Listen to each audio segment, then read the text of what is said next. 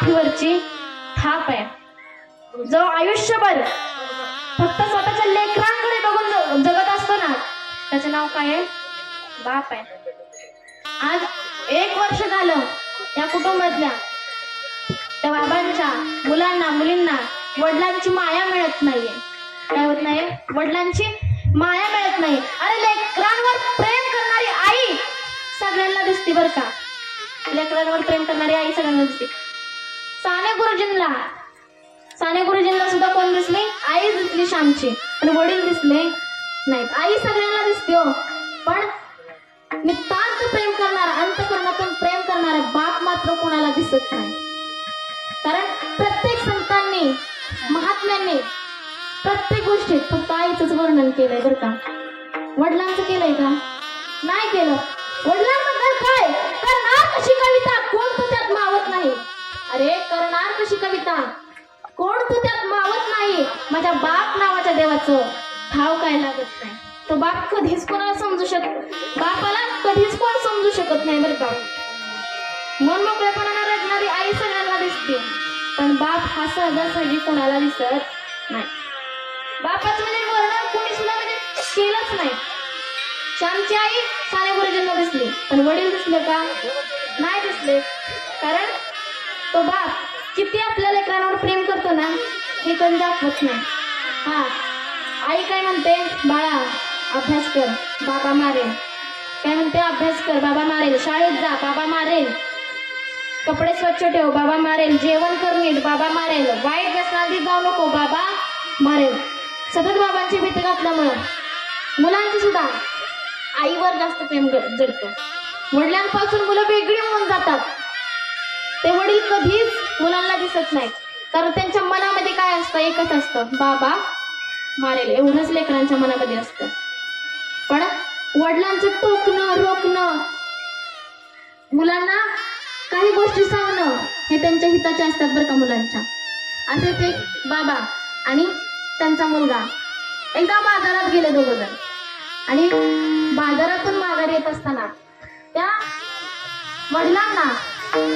वडिलांना काय झालं तर रस्त्यामध्ये काही सायकली पडलेल्या दिसल्या, आणि सायकली पडलेल्या दिसल्यानंतर वडिलांनी लगेच सांगितलं, बाळा त्या सायकली कशा बघ पडल्यात, त्या तेवढ्या तू काय कर, नेट लाव. मुलाला राग आला. मुलगा म्हणला, बाबा ह्यात काय माझी सायकल आहे का? मी का सायकल नेट लाव? माझी सायकल आहे ह्यात. बाबा म्हणजे, अरे बाळा तुला जेवढं सांगतोय तेवढं कर. कारण वडिलांची भाषा थोडी कठोरच असते बरं का. कशी असते? थोडी कठोरच असते.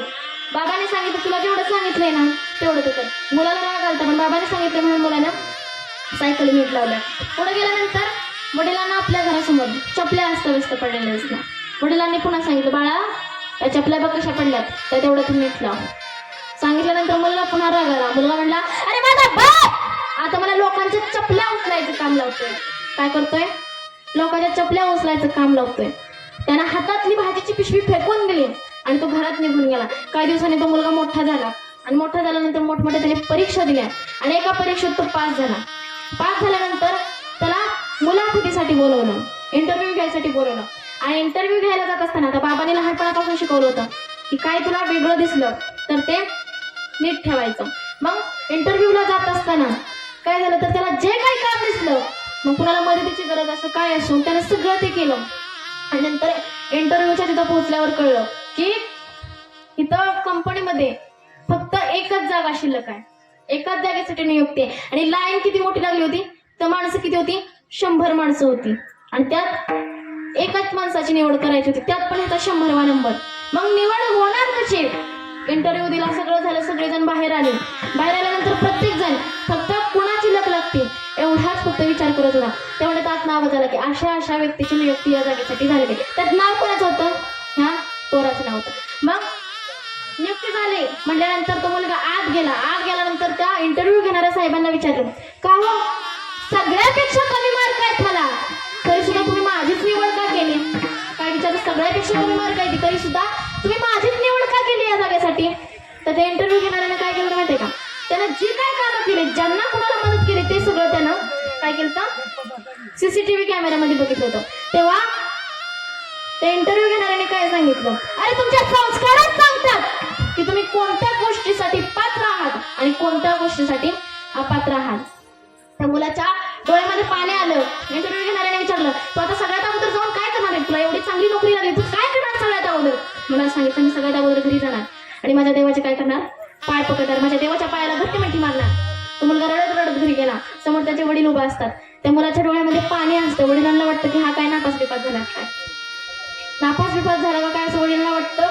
मग वडील मुलाला सांगतात, अरे आई नापास झाला ना, हरकत नाही, तो प्रयत्न करत राहा, तुला याच्याही पेक्षा चांगली नोकरी लागेल, हा शब्द आहे माझा, असं त्या वडिलांनी सांगितलं. म्हणजे ते वडील काय करत होते, आपल्या लेकराचा आत्मविश्वास वाढवण्याचं काम करत होते. म्हणून तर म्हणतात बघा, तुटलेल्या शर्टचं बटन जोडते ना तिला आई म्हणतात. अरे तुटलेल्या शर्टचं बटन जी जोडते ना तिला आई म्हणतात, पण लेकराचा तुटलेला आत्मविश्वास जो जोडण्याचं काम करतो ना त्याला फक्त बापच म्हणतात, त्याला फक्त बापच म्हणतात. फार सुंदर वर्णन केलंय, त्याला फक्त बापच म्हणतात. मग मुलानं सांगितलं, नाही हो बाबा मला चांगली नोकरी लागली. त्या मुलानं आपल्या वडिलांच्या पायाला घट्ट मिठी मारली, सांगितलं, बाबा लहानपणापासून ते तुम्ही जे मला रोकत टोकत मारत होता, रागवत होता, मला वाटायचं तुम्ही वेडे आहात, मला तुमचा फार राग यायचा, पण आता कळलं की तुम्ही ते कशासाठी सांगत होतं. म्हणून वडिलांनी बोललेलाचा राग कधी मानत जाऊ नका बरं का, कारण वडिलांची भाषाच अशी असते, कठोर भाषेमध्ये सांगतात पण चांगल्या वळणावर नेण्याचं काय करत असतात, काम करत असतात. आणि याच्याही पुढे जर जाऊन सांगायचं झालं ना तर घरात जेवढं कोणाचं पटत नाही ना तेवढं कोणाचं पटतं, बाप आणि लेकीचं पटतं, बरोबर का. कोणाचंच एवढं पटत नाही पण तेवढं बाप आणि लेकीचं पटतं. जेव्हा लेक जन्माला येते ना तिच्या जन्माला आलेल्या त्या क्षणापासून तो बाप विचार करत असतो, अरे मी माझ्या लेकीला एवढं मोठं करणार, एवढं शिकवणार, तिला असं बनवणार, ती कोणी तिच्याकडे बोट नाही केलं पाहिजे असा बाप सतत आपल्या मनामध्ये विचार करत असतो. मी माझ्या लेकीला एवढं मोठं बनवणार, तिचं लग्न असं करणार, तिच्या लग्नात एवढा मी खर्च करणार, गरीब का असं ना बाप, पण इच्छा आकांक्षा आपल्या लेकीसाठी फार मोठ्या असतात हो त्या बापाच्या. जर आम्ही म्हणजे स्वतःच्या डोळ्याने मी बघितलंय की स्वतःच्या लेकरासाठी झगडणारा बाप, स्वतःच्या लेकराच्या भवितव्यासाठी तो बाप लेकराला घेऊन अंगणवाडीच्या वर्गात बसलेला बाप मी बघितलाय बरं का. अंगणवाडीच्या वर्गात तो बसतो बाप, बाळा मी आहे तुझ्या पाठीशी, बस आणि शिक. खरंच नितांत प्रेम असतं बापाचं आपल्या लेकरांवर. आम्ही जेव्हा अंगणवाडीत होतो तेव्हा सुद्धा आमचा बाप काय करत होता, कष्टच करत होता. आम्ही मोठे झालो, मराठी शाळेत गेलो तरी आमचा बाप कष्टच करत होता. आम्ही हायस्कूलला गेलो, आमचा बाप कष्टच करत होता. त्या बापाची पोरं मोठी झाली, कॉलेजला गेली तरी तो बाप काय करतोय, कष्टच करतोय. पोरांची लग्न झाली तरी बाप कष्टच करतोय. पोरांना पोरं झाली तरी पण त्यांचा बाप काय करतोय, कष्टच करतोय. कधी संपणार आहे त्या बापाचं कष्ट, कधी संपणार. समजा एखाद्या बापाची लेक सासरहून माहेर येणार असेल ना, सगळ्यात जास्त आस कोणाला असते हो, बापाला असते. बाई माझी तायडी येणार आहे तिच्यासाठी हे करू, बायकोला तो सांगत असतो बाप की आज आपली तायडी येणार आहे, तिच्यासाठी हे कर, तिच्यासाठी ते कर. किती दिवसात येणार आहे आपली तायडी, आणि ती ज्या दिवशी येणार आहे का नाही बापाला माहित असतं की आपली दिदी किती वाजता येणार आहे, 3च्या इष्टीने येणार आहे. तरी सुद्धा तो बाप सकाळपासून स्टँडवर जाऊन उभा राहत असतो आणि विचार प्रत्येक येणाऱ्या एसटी मध्ये वर चढून बघत असतो, माझी तायडी आली का, माझी तायडी आली का. प्रत्येक एसटीत जाऊन चढत असतो आणि बघत असतो. त्याला माहित आहे की दिदी कितीच्या एसटीने येणार आहे, 3च्या एसटीने येणार आहे. तरी सुद्धा सकाळपासून तो बाप स्टँडवर लेकीची वाट बघत बसलेला असतो. बघल का कोण आपल्यासाठी एवढी वाट, नाही कोण बघू शकत. सकाळपासून तो बाप उन्हात का असना पण स्टँडवर वाट बघत बसलेला असतो. आणि लेक आल्यानंतर तिच्या ज्या पिशव्या आहेत त्या पिशव्या तो बाप अशा खांद्यावर घेतो जणू काय हमालच आहे, आणि त्या लेकीच्या पिशव्या घेऊन घरी येतो. लेकीसाठी तिच्या आईला काहीतरी गोडधोडाचं बनवायला सांगतो. आणि सगळ्यात जास्त नितांत प्रेम आपल्या लेकीवरच असतं बरं का बापाचं. कुणाचंच घरात पटत नाही एवढं, पण लेकीचं आणि बापाचं पटतं. जर आई एखाद्या वेळेला वडिलांवर रागवली ना तर लेक काय सांगते, अगं आई कशाला रागवतेस त्यांच्यावर, अगं वय झालंय त्यांचं, नाही कळत त्यांना काय, असू दे, नाही ना कळत, वय झालंय त्यांचं, नाही कधी कानानं ऐकू येत, नाही काही गोष्टी दिसत, नाही काय त्यांना समजत, कशाला त्यांना ओरडतेस. पण लेक वडिलांची बाजू घेणारी कोण असते, ती लेकच असते. त्यामुळं वडिलांच्या मनामध्ये सुद्धा त्या लेकी विषयी काय तयार होतो, एक जिव्हाळा तयार होतो. म्हणून सांगितलंय की कुणाचंच एवढं पटत नाही तेवढं कुणाचं पटतं, बापाने लेकीचं पटत असतं. मुलाचं आणि बापाचं तर कधीच पटत नाही, पण वडील आणि लेकीचं फार पटतं. नितांत एकमेकाचं दोघांवर प्रेम असतं. त्यामुळं जोपर्यंत आपले आई वडील आहेत ना या जगात तोपर्यंत त्यांना जपा.